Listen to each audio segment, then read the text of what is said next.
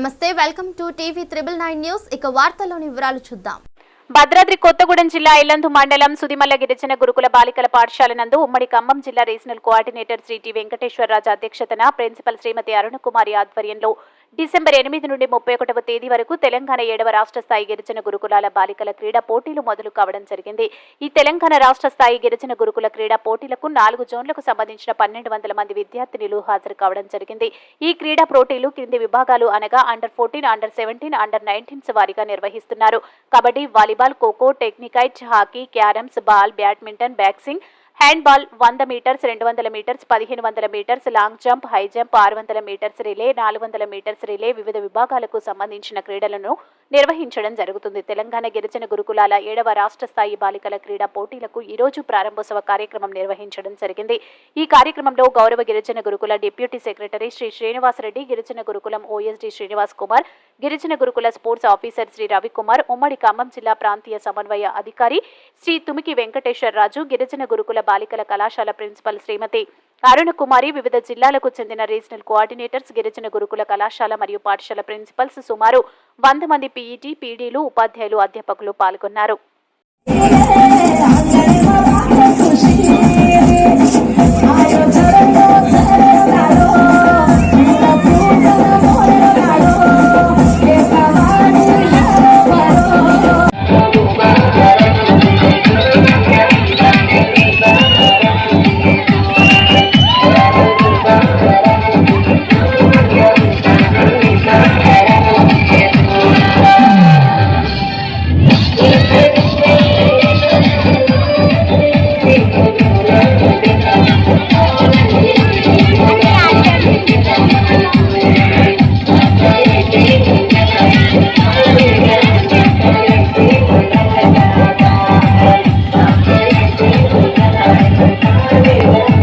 Zonal sports meet ద్వారా 4 Jones లో మేము కండక్ట్ చేయడం జరిగింది.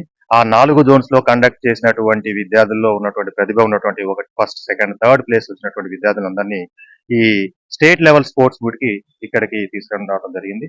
ఈ స్పోర్ట్స్ మీట్ లో ఎవరైతే బాగా ప్రతిభను కనపరుస్తారో ఈ ప్రతిభను కనపరిచిన విద్యార్థులు అందరికి కూడా మేము మళ్ళీ ఇంటర్ సొసైటీ లీగ్ లో పార్టిసిపేట్ చేసే విధంగా తరబేదినిచ్చి వాళ్ళకు ఒక 15 days కోచింగ్ ఇచ్చేసి ఇంటర్ సొసైటీ లీగ్ లో కూడా మంచి ఫస్ట్, సెకండ్, థర్డ్, అదేవిధంగా కొంతమంది విద్యార్థులను చూసాం వాళ్ళు నేషనల్ స్టాండర్డ్స్ దగ్గరగా ఉన్నారు.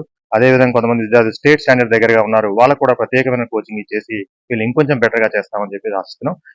ఈ కార్యక్రమాన్ని మొత్తాన్ని కూడా మా గురుకుల కార్యదర్శి నవీన్ నికోలస్ గారు, సెక్రటరీ గారు ఈ రోజు యాక్చువల్ గా సార్ రావాలంటే కానీ వేరే అధికారిక కార్యక్రమాలు రాలేకపోయారు.